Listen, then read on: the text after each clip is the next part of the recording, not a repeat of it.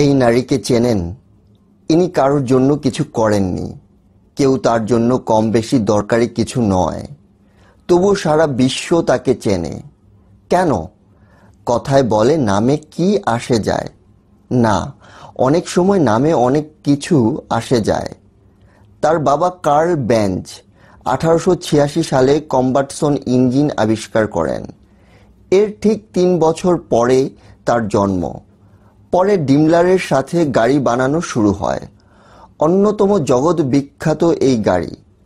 বাবা curl Benz, যিনি গাড়ির নাম রাখেন তার কন্যার নামে, তিনি হলেন সেই বাবার কন্যা মার্সেডিস। সেই গাড়ি হলো মার্সেডিস বেঞ্জ।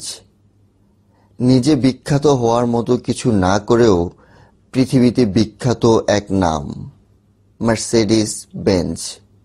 ধন্যবাদ সবাইকে সঙ্গে থাকার জন্য।